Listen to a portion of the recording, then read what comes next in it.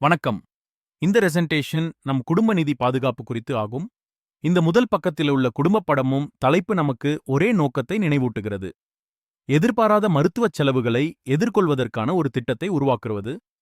இப்பொழுது நாம் ஒவ்வொரு பக்கத்திலும் உள்ள முக்கிய கருத்துக்களை சுலபமாக புரிந்து கொள்வோம். தொடக்கமாக ஆரோக்கிய காப்பீட்டின் தேவையைப் பற்றி தொடங்குகிறோம்.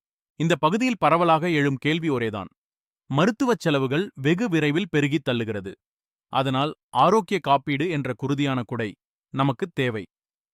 படத்தில் காட்டப்பட்ட குடை போல இது மருத்துவ பில்களை பாதுகாத்து குடும்பத்தின் நிதியை சிதறவிடாமல் காப்பாற்றுகிறது.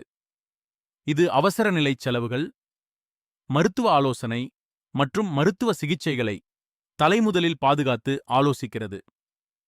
எளிமையாகச் சொன்னால், ஆரோக்கிய காப்பீடு உங்கள் மருத்துவச் செலவுகளை ஒரு நிறுவனமானது சுமக்குமா என்பதும்தான்.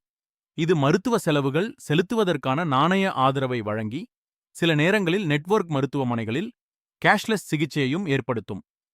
மன அமைதியும் சிறந்த மருத்துவ சேவையை பெற்றுக்கொள்ளும் வாய்ப்பும் இதன் முக்கிய லாபங்கள் என்றே சொல்லலாம்.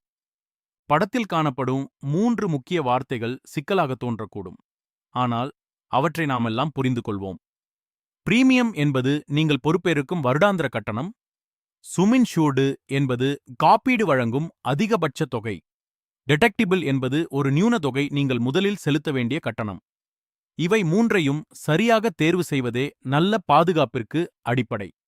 மேலும் சில முக்கிய நிபந்தனைகள் முக்கியம். கோ பேமெண்ட் அப்படின்றா மருத்துவ செலவில் சில பகுதிகளை நீங்கள் பகிர்ந்து கொள்வது. வெயிட்டிங் பீரியட் என்பது நிபந்தனைகள் முடிந்த பின் மட்டுமே சில விஷயங்களுக்கு பாதுகாப்பு அமையும் காலம். முன் உள்ளஜி மைகள் இருந்தால் அவற்றுக்கு தொடர்பான காப்பீடு சில நாட்கள் அல்லது விதிகளுக்கு பிணையமாக இருக்கலாம். இவைகளை ஒவ்வொரு பாலிசியிலும் கவனமாக படிக்க வேண்டும். பாலிசி வகைகள் பலவாக இருக்கிறாரு. உங்க குடும்பத் தேவையை பொறுத்து சரியானதை தேர்வு செய்ய வேண்டும். தனிநபர் பாலிசி ஒருவருக்கான தனிப்பட்ட பாதுகாப்பு. குடும்ப ஃபிளேட்டர் ஒரே தொகையை குடும்பத்தில் ஒருங்கே பகிரக்கூடியது. மூத்த குடிமக்கள் காப்பு வயது, குறிப்பாக முதியவர்களுக்கு அமைந்தது. மற்றும் கிரிட்டிக்கல் இல்னஸ் பாலிசி குறிப்பான நோய்களுக்கு தனி நிதி பாதுகாப்பை வழங்குகிறது. ஒவ்வொன்றும் வெவ்வேறு பயன்பாடு. கிளைம் வன்பரையில் 2 பாதைகள் பொதுவா இருக்கும். கேஷ்லெஸ் முறையில் நெட்வொர்க் மருத்துவமனையில் செல்றனம்போது இன்சூரர் நேரடியாக மருத்துவமனைக்கு செலுத்தி நீங்கள் பணம் செலுத்த வேண்டாம். மறுமுறையாக ரீஇம்பர்ஸ்மெண்ட் முறையில் முதலில் நீங்கள் செலுத்தி பில்களை இன்சூரருக்கு ஜேக்களித்து பணத்தை மீண்டும் பெற முடியும். இரு வழிகளின் நன்மையும் கருதப்பட வேண்டும். சரியான பாலிசியை தேர்வு செய்யும்போது சில அடிப்படை காரியங்களை நினைவில் வைக்க வேண்டும். முதலில் உங்கள் தேவைகளை மதிப்பீடு செய்யவும், பின்னர் பல நிறுவனங்களின் பல திட்டங்களை ஒப்பிடுங்கள். நெட்வொர்க் மருத்துவமனை மற்றும் கிளைம் செட்டில்மெண்ட் ரேஷியோவை பார்க்கவும், உள்நிபந்தனைகள் மற்றும் காத்திருக்கும் காலங்களை கவனமாக படிக்கவும். இறுதியில் சந்தேகங்கள் இருந்தால் ஆலோசகரிடம் கேள். முதன்மையான படி, உங்கள் உண்மையான சுமின்ஷூர்ட் தேவையை கணக்கிடுக.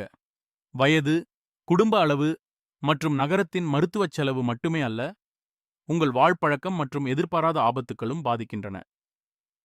பெரும்பாலான குடும்பங்களுக்கு 10 லட்சம் வரை உள்ள காப்பீடு தொடக்கமாக பரிந்துரைக்கப்படுகிறது. ஆனால் தனிப்பட்ட தேவையைப் பொறுத்து இந்த எண்ணை மாற்றிக்கொள்ளலாம்.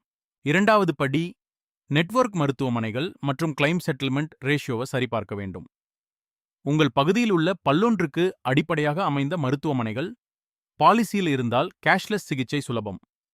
மேலும் ஒரு நிறுவத்தின் கிளைம் செட்டில்மெண்ட் ரேஷியோ செம்மானதா என்பதை பார்த்து நம்பகம் உள்ளதா என்பதை அறிவீர்கள். சாதாரணமாக 90% மேல் நல்ல தரமாய் கருதப்படுகிறது. மூன்றாவது படி, உள்நிபந்தனைகள் மற்றும் வரம்புகளை கவனியுங்கள். சில பாலிசிகள் குறிப்பிட்ட சிகிச்சைகள் அல்லது உருப்படிகளுக்கு வாடகை வரம்புகளை வைத்திருக்கலாம். இது சுமின்ஷூர்டு இருந்தாலும் அப்படியே பயன்பாடு குறைந்து போக்கலாம்.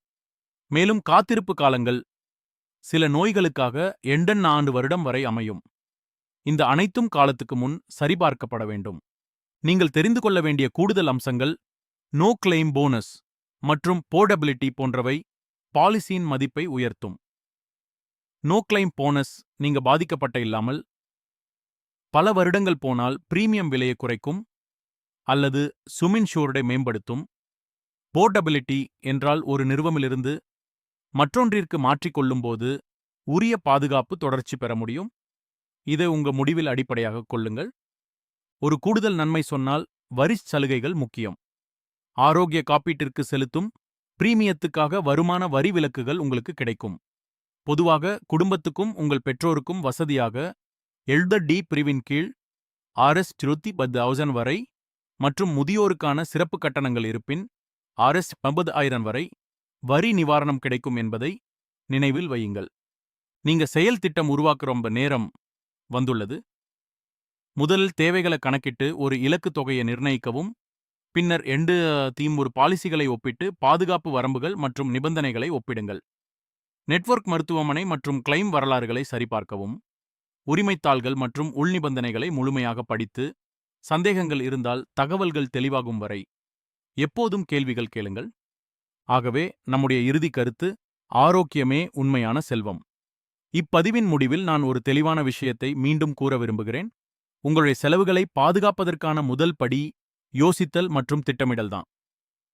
இன்று சிறிய கட்டுப்பாடுகளை எடுத்தால் நாளை உங்க குடும்பத்திற்கு பெரும் நிவாரணமாக இருக்கும் என்பதே இந்த கதை.